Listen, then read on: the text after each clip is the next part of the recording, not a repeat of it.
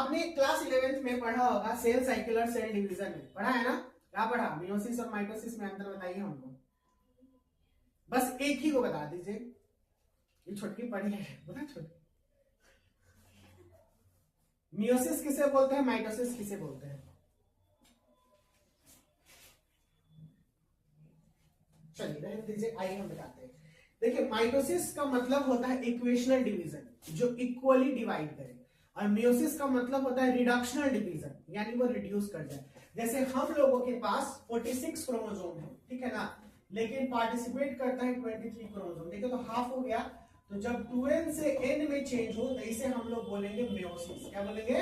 Meiosis. और n से जो n में चेंज होगा उसे हम लोग बोलेंगे माइटोसिस। समझ में आया?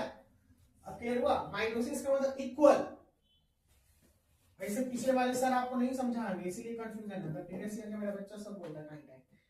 अगर देखिए 2n से n यानी आधा हो गया, आधा यानी रिडक्शनल, रिड्यूस कर रहा है। रिडक्शन का मतलब रिड्यूस कर रहा है, रिड्यूस का मतलब कम हो रहा है। तो जब कम होगा तो उसे हम लोग बोलेंगे मियोसिस। क्या बोलेंगे? मियोसिस। और जब बराबर हो रहा है, इक्वेशनल डिवीजन, इक्वल हो रहा है, तो उसको क्या बोलेंगे? Equational division. हम लोगों में क्या होता है? पहले मियोसिस होता है। देखिएगा जब हम पढ़ाएंगे ह्यूमन रिप्रोडक्शन में, तो गैमेट हम लोग का गैमेट फॉर्मेशन भी पढ़ना है सारे इवेंट्स में, तो वो सारे अच्छी बातें क्लियर करेंगे। In diploid organism gamete mother cell meiocyte undergoes meiosis. ये मियोसिस में जाते हैं। देखिए in which one set of chromosome is present in gamete, यानी केवल वन सेट ऑफ क्रोमोसोम ही गैमेट में मौजूद होगा। बी गैमेट ट्रांसफर अगला पढ़ते हैं हम लोग कि गैमेट ट्रांसफर क्या कहता है। नाम से ही क्लियर कर रहा है कि सर गैमेट ट्रांसफर कहता है ना हमसे कि हम गैमेट जो है वो इधर उधर जाएंगे, यानी हमको जहां पे जाना है टारगेट ऑर्गन के पास, सर हम वहां जाएंगे। यही कहता है ना गैमेट ट्रांसफर। क्या कहता है? कहता है कि हमें अगर मेल है तो हमें फीमेल के पास जाना है। क्यों फीमेल के पास जाना है? क्योंकि हमें फर्टिलाइज करना है, यानी फ्यूज करना है। In majority of organism male gamete are motile. क्या लिख दिया है? Male gamete are motile. Majority जो अभी थोड़ी देर पहले मैंने समझाया था, most of male gamete are motile, यानी मोशन करेगा। और फीमेल गैमेट क्या होता है? नॉन मोटाइल, यानी वो एक ही जगह पे रहेगा जहां पे उसको रहना है। एक्सेप्ट किसको छोड़ के? फंगी एल्गे, क्योंकि ये दोनों गैमेट जो होते हैं मोटाइल। और हमने अभी जो होमोगैमेट्स देखा था, यही देखा था ना, फंगी और एल्गे का एग्जांपल, जो दोनों सेम था। तो मैंने कहा कि इन केस ऑफ, क्योंकि दोनों में फ्लैजेला था, हमने अभी क्या बताया था? जैसे ये था, है ना, प्रीवियस फोटो पे जाइएगा आप, ऐसा थोड़ी है कि उसमें एक में फ्लैजेला है, देखिए तो दोनों में है ना। तो इसी ये जो देख रहे हो ना, इसी का काम होता है मोशन करना। देख रहे हो ये तार जैसा जो निकला हुआ है, इसमें माइटोकॉन्ड्रिया होते ही भागेगा फुर नंबर के, तो उसमें फीमेल का भी जाएगा और मेल का भी जाएगा। काउंट किया गया? यही यहाँ पे मैंने अभी समझाया है आपको। देखिए देखिए algae which both gametes are motile. Motile का मतलब क्या? जो भागेगा, लोकोमोशन में। Simple plants like algae, simple plants जैसे एल्गे हो गया, फंगी हो गया, बायोफाइट्स हो गया, टेडोफाइट्स, ये वाटर मीडियम है इसका, वीवीआई। ये वाटर मीडियम यानी वाटर के थ्रू क्या करेगा? मेल और फीमेल गैमेट मिलते हैं, मूव करेंगे, जहां पे number of male gametes more than number of female gametes जो होगा वो रहेगा। जब एक्सटर्नल फर्टिलाइजेशन देखोगे ना, एक्सटर्नल फर्टिलाइजेशन में यानी जो बाहरी मीडियम से होता है, वहां पर नंबर ऑफ गैमेट्स को होना बहुत जरूरी है, यानी फीमेल गैमेट्स भी बहुत ज्यादा होना चाहिए, मेल गैमेट्स भी बहुत ज्यादा होना चाहिए, और फीमेल गैमेट से ज्यादा मेल गैमेट होना चाहिए। ओके, यही यहाँ पे कहता है कि through which the male and female gametes moves the number of male gamete are much more than the number of female gamete. अगर फीमेल गैमेट 1000 है, समझना, तो मेल गैमेट को 1 लाख होना पड़ेगा। क्या होना पड़ेगा? 1 लाख, क्योंकि ये कौन सा मीडियम है? वाटर मीडियम है।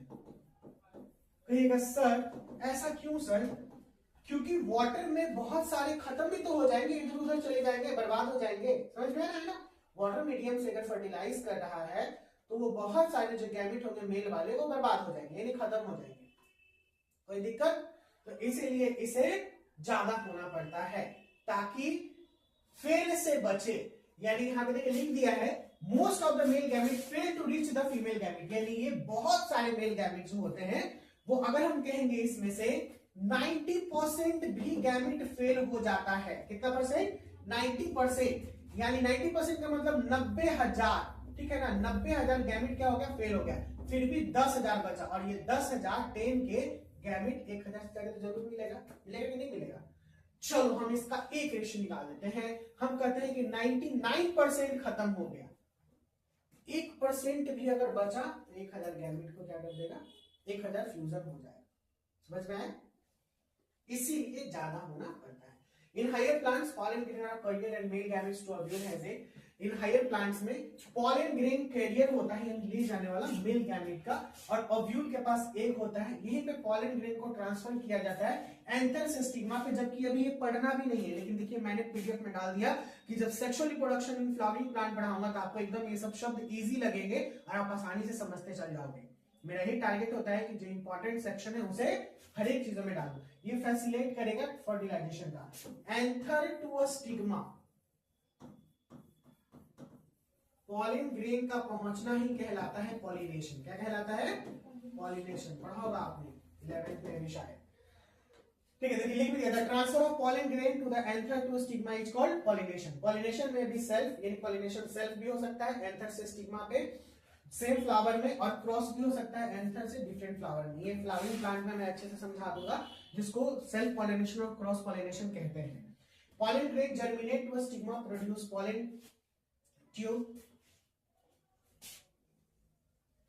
यहां पे पॉलिन ग्रेन जो जर्मिनेट करेगा स्टिग्मा पे, वो प्रोड्यूस करेगा पॉलिन ट्यूब को, that delivers the male gamete, जो मेल गैमेट को डिलीवर करता है नियर द ओव्यूल। ठीक है, पॉलिन ग्रेन क्या करेगा? जर्मिनेट कर देगा ना। जर्मिनेट का मतलब क्या कहलाएगा? यानी अंकुरन, यानी यहां से अब ये अपने नेक्स्ट स्टेज के लिए चलना शुरू हो गया। पॉलिन ट्यूब में डिलीवर कर दिया। पॉलिन ट्यूब क्या होता है? ये स्टिग्मा वाला पॉलिन ट्यूब होता है। Male gametes near the ovule, ovule के पास। तो अभी जो फीमेल वाला मैंने पढ़ाया था, ये वाला जो सेक्शन बनाया है यही है आपका। देखिए ये फीमेल पार्ट है, स्टिग्मा, स्टाइल एंड ओवरी। तो यही ओवरी के पास ही ओव्यूल होता है, जो लास्ट में ऐसे ट्यूब लाइक स्ट्रक्चर पे जाता है। बाउंस करेगा तो हमको बताइएगा। बस छोड़ रहे हैं, छोड़ दो ना, 12-13 हो गया है। एक दो बस लास्ट पॉइंट करके छोड़ देते हैं। ठीक है, मतलब हो ही गया, फर्टिलाइजेशन खत्म। और क्या अगले क्लास में पढ़ेंगे। ठीक है, स्टॉप कर दें, खत्म कर देना। क्योंकि हमने आज के टॉपिक में लगभग एक सेक्शन फर्टिलाइजेशन का जो था इवेंट का, प्री फर्टिलाइजेशन हमने खत्म कर लिया। फर्टिलाइजेशन में कैसे स्पर्म और ओवम मिलता है और किस प्रकार का फर्टिलाइजेशन होता है, एक्सटर्नल और इंटरनल, हम लोग ये पढ़ेंगे। बोलिए ना, नहीं बोलिएगा? चलिए, अगर कोई भी डाउट है अभी आपके पास तो वो पूछ सकती हैं आप लोग। If you have any doubt then ask me. कोई भी डाउट है तो पूछिए। बच्चे लोग, बहुत समझ में आया? सब क्लियर हुआ अच्छे से? आपको बाबू सब क्लियर है? कोई भी डाउट? मोटाई वाला खत्म हो गया वो कि सर दोनों गैमेट है तो दोनों में फ्लैजेला था, इसीलिए दोनों, और आगे तक ये बात क्लियर भी कर दिया है।